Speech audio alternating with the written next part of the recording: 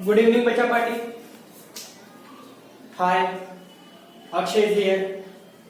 Your physics teacher, Akshay Sapati. Before introducing myself, actually I introduced myself already, okay? No problem about that. As you know, the basic introduction about me, what you know about me, just a name, okay? If I want to share some details about me, then I would like to share, or I would like to say that I had completed my diploma from APC Chikli. After that, in the year of 2014, I had completed my engineering. Okay, I am engineering graduate. Okay. I had completed my engineering from Sinhagad, Vadgaon. Okay, Sinhagad, Vadgaon. After that, I also completed my master engineering. Okay, master engineering from D.Y. Patil, Pune. And the subject that I am going to teach you is physics. Everybody heard about physics, the most easiest subject. Yes, it's the most easiest subject. Don't worry. If you learn what I want to say or what I want to teach you, just flow with me. Okay, you will get more interest in physics. Just follow my steps, follow my instructions, and do the regular study. Be consistent with your study. If you fail to be consistent, then you will face problems, and you will think that, or you will realize that at some point I am lagging, or you are lagging at some point. But if you are regular, if you are consistent with your study, if you are honest with your study, then you will not get any kind of problem. Anytime, anywhere, if you face any kind of problem, then we are here. Okay, don't hesitate to contact with us. This is the basic introduction about me. Then the lecture, obviously it's the first lecture from my side, okay, physics. From my side, I am not going to teach you the first chapter. Before that, there are some key points, okay. There are some key points that you must know, okay. Now, from this point, you have two types of categories. What kind of categories? I didn't say. How can we judge? Okay, two types of categories असतील, लक्षात घ्या. Categories म्हणजे काय बोलतोय मी, एक असणार तुमचा सिलेबसच्या related categories. Okay, बघा खूप महत्वाचं आहे, कारण की हे बेसिक संबंध महत्वाचे आहे. एक लक्षात घ्या, इंजिनिअरिंग असो, मेडिकल असो, लॉ असो, काही असो, त्या सिलेबस मॅटर काय करतोय की तुमच्या हातात जो इनिशियली पेज येतो, पेपर येतो, तो असं सिलेबसचा काय सिलेबस त्याच्यामध्ये मेन्शन केलाय. तुम्ही अननेसेसरी बाहेरच्या गोष्टी आत्मसात करताय, ते चांगलं आहे. अवांतर नॉलेज घेणं चांगलंच असतं, कधी वाया जात नाही नॉलेज, बरोबर. बट तुम्ही ज्या सब्जेक्टला, ज्या फील्डला चूज करताय, त्या फील्ड बद्दल तुम्हाला बेसिक्सच माहिती, नेमकं तुम्हाला काय लर्न करायचंय, तुम्ही ते लर्न करा. त्याच्यासोबत त्याच्या रिलेटेड काही लर्न करा, की तुम्हाला फायदेशीरच राहणार. करेक्ट आहे ना? ठीक आहे, बघा आता मी तुम्हाला सांगणार, जे काय सांगणार त्याच्याबद्दल व्यवस्थित ऐका. ठीक आहे, एक असणार नीटचा सिलेबस. ठीक आहे, एक असणार नीटचा सिलेबस आणि एक असणार तुमच्याकडे एचएससी बोर्डाचा. एचएससी करताय ना सगळे? हा ना. 10वीचे मार्क्स खूप गोल्डन आहेत तुमचे, बरोबर. असे ब्लोमिंग मार्क्स आहेत सर्वांचे. 90+, 85+, 80+ हायर मार्क्स आहेत ना. हे सगळे डिस्टिंक्शन मध्ये पास झाले ना. ठीक आहे, जे काय थँक करून आले त्यांचं हार्दिक अभिनंदन. ठीक आहे, many congratulations to all. But from now जो काय सिलेबस झालाय 10th पर्यंत, तो आणि 11th चा जो काय सुरू होणार, याच्यामध्ये फरक आहे. लक्षात घ्या. ही वारंवार गोष्ट करतो, वारंवार गोष्ट बोलतो, तुमच्या सोबतच नाही, पॅरेंट्स मीटिंग मध्ये सुद्धा. ठीक आहे, भरपूर व्हिजिट्स करतो, त्या सर्व व्हिजिट्स मध्ये या गोष्टी डिस्कस करतो आम्ही. ठीक आहे, बघा एक सिलेबस आहे आणि एक सिलेबस आहे. नीटवरती फोकस करणार, कारण की मी 1.5 वर्षापासून या फील्ड मध्ये आलोय, असं नाही की आम्ही नवीनच आहे. 1.5 वर्षाचा अनुभव मला पण आहे. 1.5 वर्षच काय, मी त्याच्या आधी पण जवळपास 2 वर्ष असेल, 2-2.5 वर्ष 2-2 महिने क्लास केला. सिरियसली सांगेल, ज्या भागामध्ये मी राहतो त्या ठिकाणी मी 2-2 महिन्याचा क्लास घेतला फक्त नीट वरती. ठीक आहे, नीटच्या सिलेबस वरती मी यायचो. बट असं नाही की मी नीट घ्यायचो आणि एचएससी ला अवॉइड करायचो. एचएससी सुद्धा शिकवले, नीट सुद्धा शिकवले, बट एक्स्ट्रा जे क्लासेस घ्यायचो त्यावेळेस माझा इंटरेस्ट हा नीटचा असायचा. ठीक आहे, 2-2-3-3 चॅप्टर मी शिकवायचो. मोबाईलला काही नव्हतं. ठीक आहे, जर तुम्ही तर म्हणताय शिकवलं, मग त्यात काय विषय, सर्व शिकवतात. ठीक आहे, सर्व शिकवतात, बट काहीतरी उद्दिष्ट असतं. क्लिअर आहे? बघा, नीटचा सिलेबस एचएससी मी तो पॅटर्न फॉलो करणार आहे, तो नीटचा. लक्षात घ्या, जो पॅटर्न फॉलो करणार आहे तो कोणाचा? नीट सिलेबसचा. एचएससी बोर्डाचा का नाही? कारण की प्रायमरी फोकस याच्यावरती असणार आणि साइड बाय साइड तुमचा हा अभ्यास होणार म्हणजे होणार. अजिबात काळजी करायची नाही. हा सिलेबस कसा करायचा याचा अभ्यास करत हे आम्ही शिकवणार. नीटचा अभ्यास करत असताना एचएससी बोर्डाचा सिलेबस कसा करायचा हे व्यवस्थित शिकवणार. फरक काय असतो हे बोर्डामध्ये आणि नीटमध्ये? इकडे तुम्ही थेअरी करता, इकडे तुम्हाला सम सॉल्व्ह करावं लागतं. विदाउट थेअरी आम्ही नीटच्या प्रॉब्लेम्स वरती येणार आहेत का? नाही, तोच तर फरक आहे. आणि त्याच ट्रॅकला आम्ही फॉलो करणार. समजतं ना? जी थेअरी इकडे असणार ती इकडे लागू होते, त्याचा इश्यू नाही. सर तुम्ही ते नीट घेता, एचएससी कुठे, त्याचा इश्यू नाही. ठीक आहे, सोबतच तुम्हाला दोन्ही गोष्टी मिळतात. प्रॉब्लेम का काही? अरे शिल्लक देते कोणी ते तुम्हाला नुसत्याच मोबदल्यामध्ये. ठीक आहे, तर घ्या ना. ठीक आहे, बघा मग नीट आणि एचएससी दोन सिलेबस ना, तर मी नीटचा सिलेबस शेअर करतोय. ठीक आहे, मे बी मी तिथे ट्राय करेन स्क्रीनवरती टाकण्याचा. जो सिलेबस आहे व्यवस्थित बघा. इनिशियली जो आहे तो आहे क्लास 11 चा. नीट क्लास 11 ठीक आहे, वरती तुम्ही वाचू शकता compare this syllabus with your 11th and 12th standard HSC board. ठीक आहे, जो काय तुमच्या बुक मध्ये तुम्ही बुक घेतलं असणार, नसेल घेतलं तर घ्या. ह्या सांगायच्या काय गोष्टी करे नाही ना. एखाद्या शाळेत जाता त्यावेळेस बॅग घ्यायला कसं विसरत नाही, तसं 11वीला आलात, 12वीला आलात, now you are 11th and 12th standard student, it's your responsibility that you must carry your books with you. If you don't care about your books, then how you say that I am interested for CET or NEET? It's a huge mistake from your side. Okay, now listen carefully. It's a NEET class level. Maybe the image is showing on the screen. Okay, I will add on the screen. First, there is a topic name, NEET class 11. There is a word column with the NEET class 11 and with aggressive that in front of that. Okay, त्याच्या पुढे NEET syllabus in 11 or 12. काय लिहिलंय रे? NEET syllabus in 11 or 12. म्हणजेच काय? नीटच्या syllabus मध्ये 11वी 12वी 11वीला की 12वीला खालचे चॅप्टर्स आहेत का, असा तो कॉलम आहे. समज. त्याच्या पुढचा मध्ये आहे एचएससी सिलेबस. म्हणजे एचएससीच्या सिलेबस मध्ये हे जे काय पहिले 10 चॅप्टर्स 11वी मध्ये ते 11वीला आहेत का 12वीला. जसं नीट मध्ये सगळे 10चे 10 चॅप्टर्स 11वीला आहेत, म्हणून मी नीटचा पॅटर्न फॉलो करणार. आणि एचएससी बोर्डामध्ये सेम चॅप्टर पहिले 4 चॅप्टर 11वीला आहेत, त्याच्यानंतर 5वा जो आहे तो 12वीला, 6 जो चॅप्टर आहे तो 11th ला, आणि त्याच्या खालचे जे चॅप्टर्स आहेत ते 12th ला. समजलंय कसा फ्लो असणार?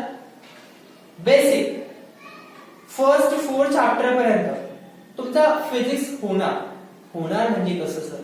होणार म्हणजे लक्षात द्या, होणार म्हणजे तुमचं जवळपास जे काय बेसिक्स लागतात फिजिक्सचे प्रॉब्लेम सॉल्व्ह करण्यासाठी ते सगळं फर्स्ट चॅप्टर पर्यंत होऊन जाणार. 5व्या चॅप्टर मध्ये motion of system of particles and rigid body हा जो चॅप्टर आहे ह्याच्यामध्ये वरचं सगळं लागतं. कायनेमॅटिक्स पासून laws of motion, work energy, या सगळ्या गोष्टी 5व्या चॅप्टर मध्ये लागतात. ग्रॅव्हिटेशन हा थोडासा वेगळा पडतो. Properties of bulk matter, thermodynamics हे सगळे चॅप्टर थोडे वेगळे पडतात. ठीक आहे, बट कुठे ना कुठे यांचा कायनेमॅटिक्सशी संबंध आहे. ठीक आहे, कायनेमॅटिक्स मध्ये काय आहे? एक समजलं ओव्हरव्ह्यू, 11वी आणि 12वी असे 2 कॉलम केले नीट नुसार आणि एचएससी नुसार syllabus.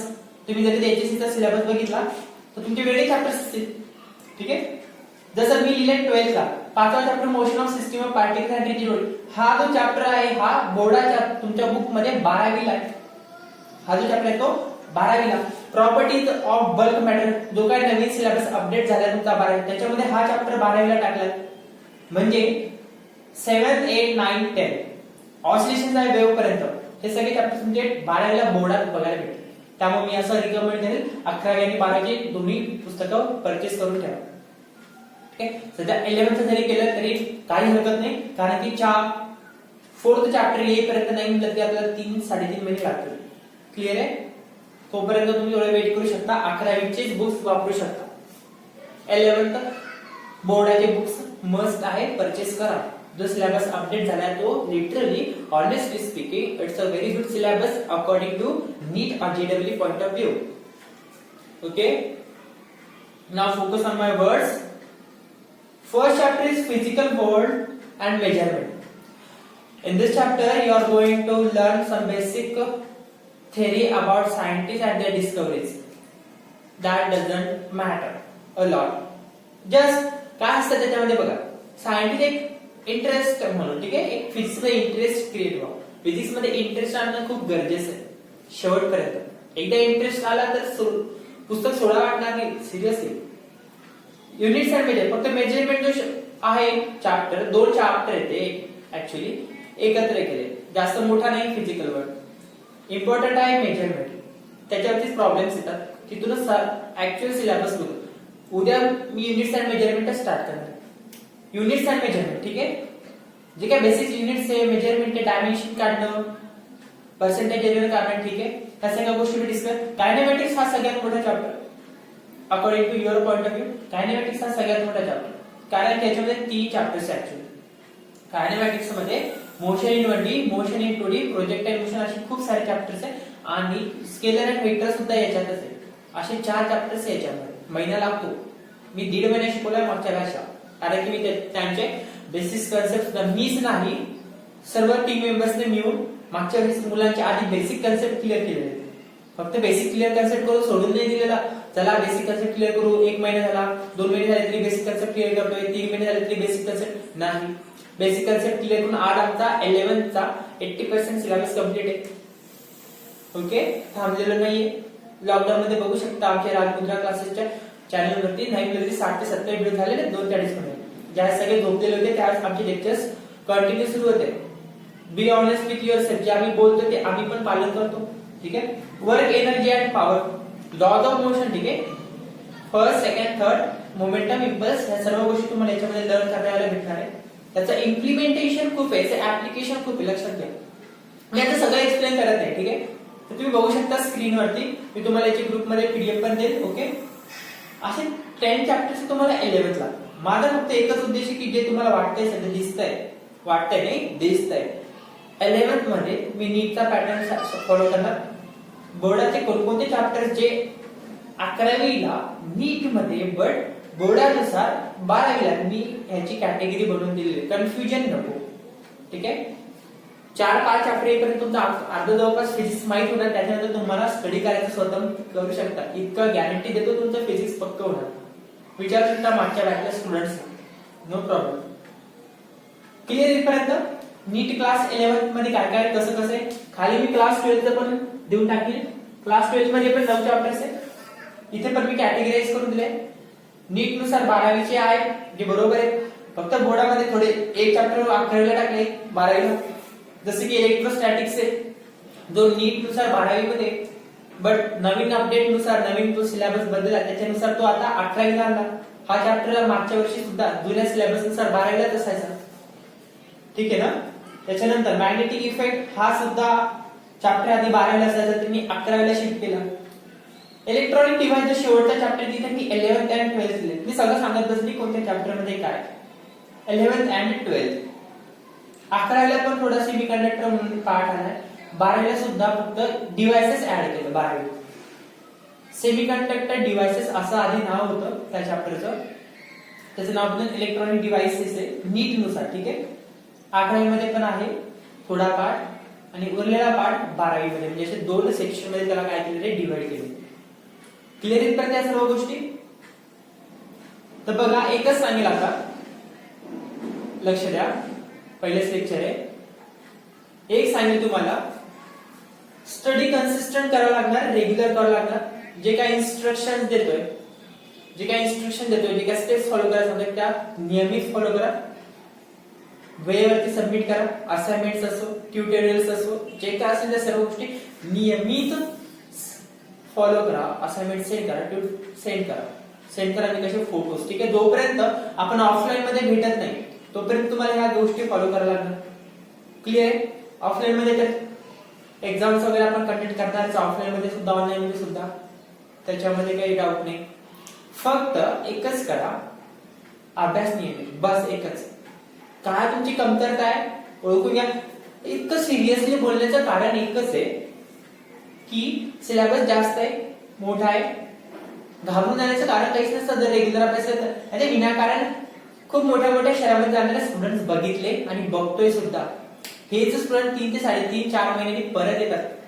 Seriously, honestly speaking, I am not talking any bullshit. Okay, जे काय बोलतोय ते सत्य बोलतोय, फॅक्ट बोलतोय.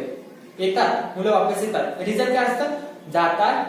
जे मुलं ऑलरेडी 8, 9, 10th पासून सीबीएसई बोर्डाचा सिलेबस लर्न करतात ते मुलं तुमच्या 11वीच्या सिलेबस नुसार जे 3-4 चॅप्टर आहेत ते 8 लाच लर्न करतात.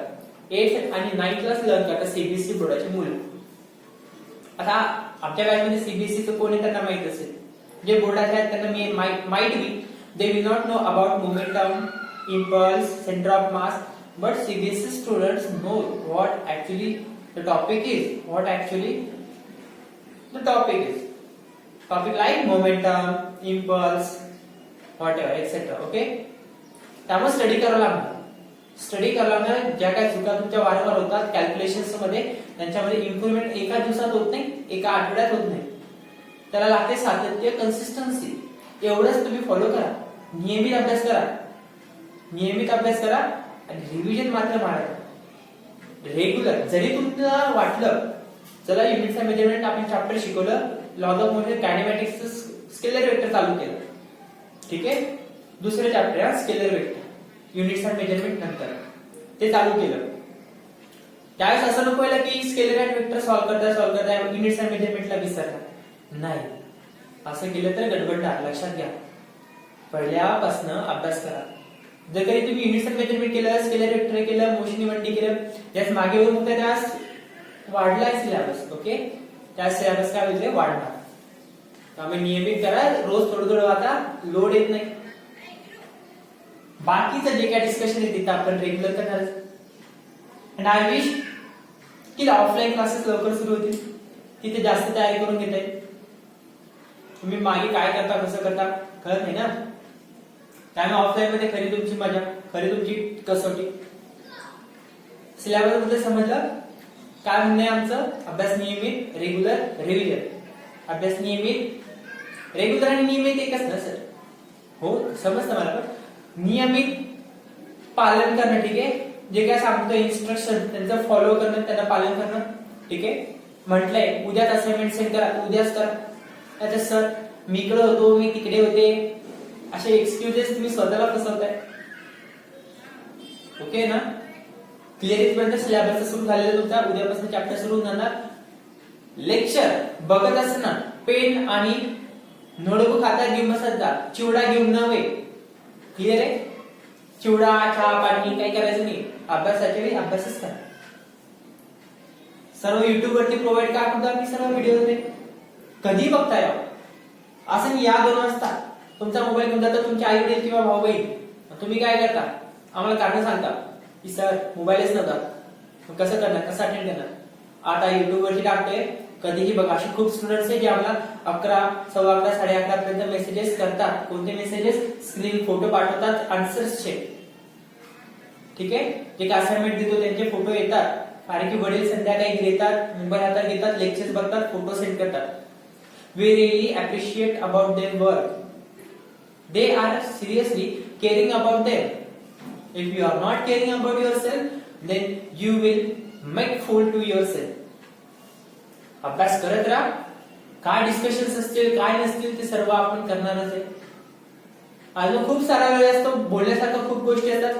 जास्त टाइमपास न करता मी एवढं सांगेन, हा माझा सिलेबस आहे, मी नीटच्या पॅटर्नला फॉलो करणार, सिलेबसला फॉलो करणार. तुमचा एचएससीचा सिलेबस सुद्धा होणार. असं नाही HSC चा येणार, हे सुद्धा आम्ही मॅनेज करावंच लागणार, कारण की जर थेरीच नाही घेतली. आता एक सांगा साधी गोष्ट, सिलेबस बदललाय, का बदलला रे गव्हर्नमेंटने, महाराष्ट्र गव्हर्नमेंट? त्यांची इच्छा आहे की जो सिलेबस सीबीएसई ची मुलं फॉलो करताय, बोर्डाची सीबीएसई बोर्डाची मुलं फॉलो, तो HSC बोर्डाच्या मुलांनी सुद्धा फॉलो करा, म्हणून ते चेंजेस केले. आणि चेंजेस हे IIT आणि नीट या नॅशनल लेवलच्या सिलेबस नुसार मॉडिफाय केलेला सिलेबस आहे. नॅशनल लेवलचे एंट्रन्स टेस्ट हा बरोबर पूर्ण देशामध्ये जाते, त्यांच्यानुसार हा सिलेबस चेंज केलेला आहे. त्यामुळे फरक नाही पडत तुम्ही नीटच्या पॅटर्नने शिकला काय आणि HSCच्या पॅटर्नने शिकला काय, सिलेबस शेवटी सिलेबस असतो, तो सेमच असतो. सगळ्यांचा मोठी एकच असतो की मुलांना ही गोष्ट का, याच्या मागचा कन्सेप्ट का. ज्यावेळेस ऍक्च्युअल चॅप्टर सुरू त्यावेळेस तुम्हाला त्याचं खूप डीप नॉलेज भेटत जातं. वरच्यावर नाही शिकवत, थोडा वेळ लागतो आम्हाला, 3-4 दिवस एक्स्ट्रा घेतो. त्याचं रिझनच एक डीप मध्ये नॉलेज देणं. अननेसेसरी जे दिसतंय ते बोलतोय, अर्थ नाही त्याला. विचारू येऊ शकता, ओपनली सांगतो, तुम्ही आमच्या मागच्या बॅचच्या स्टुडंट्सला विचारू शकता कसं झालंय टीचिंग. जर काही पॉइंट सोडला असेल, जरी तो अन्य सिलेबसच्या आउट ऑफ सिलेबसच्या आउट असेल, तो पॉइंट तरी डिस्कस केलेला आहे. एकच मोटिव्ह असतो, त्याच्या मागचा लॉजिक समजणं, तो पॉइंट का घेतला हा त्याचा मागचा उद्देश असतो. पूर्णपणे अंडरस्टँडिंग. आणि फिजिक्स विदाउट अंडरस्टँडिंग होत नाही. Logic building is must. Logic तुमचं छान पाहिजे आणि ते आपण इम्प्रूव्ह करण्याचा पूर्णपणे प्रयत्न करू. तुमचं लॉजिक पूर्णपणे इम्प्रूव्ह करणारच. फिजिक्स मध्ये इंटरेस्ट येणार आहे बघा, फिजिक्स सारखा सब्जेक्टच नाहीये. इमॅजिनेशन, का झालं, कसं झालं, हे क्वेश्चन्स वारंवार फिजिक्स मध्ये येत राहतात. बायोलॉजी तुम्ही स्वतःहून पण करतात, बट स्वतःहून करतात आणि बोलतात का मिळतात का तेवढे मार्क्स? नाही मिळत ना. जोपर्यंत कोणी एक्सपिरियन्स माणूस स्वतःहून त्याचे नॉलेज शेअर करते, त्याचे एक्सपिरियन्स शेअर करते बायोलॉजी मध्ये, तोपर्यंत व्यवस्थितपणे समजतं का? नाही ना. केमिस्ट्रीच्या रिॲक्शन्स तर खूप आहेत, C1 C2 सगळेच बोलतात, पण त्याच्या मागे C1 मध्ये काय, C2 मध्ये काय, तर प्रॉपर अंडरस्टँडिंग असणं पण गरजेचं आहे ना. फक्त C1 केमिस्ट्रीचे 2 पार्ट C1 C2 ओके आहे, no doubt about that, but you must have proper understanding with subject. ठीक आहे. बायोलॉजी इंटरेस्टिंग आहे, आपल्याच आजूबाजूला बायोलॉजी चालतं, बट लर्न करणं तितकंच थोडंसं डिफिकल्ट बनतं ज्यावेळेस कोणी व्यवस्थितपणे त्याला एक्सप्लेन करत नाही. क्लिअर आहे इथपर्यंत सर्व गोष्टी? बाकीचं डिस्कशन किंवा फर्स्ट चॅप्टर जो आहे तुम्ही उद्यापासून स्टार्ट करणार. क्लिअर आहे? कोणतं चॅप्टर आपलं? First units and measurement. Books घेऊन ठेवा, जे काय झालंय ते वाचत राहा. क्लिअर आहे? चला, अभ्यास करत राहा. All the very best.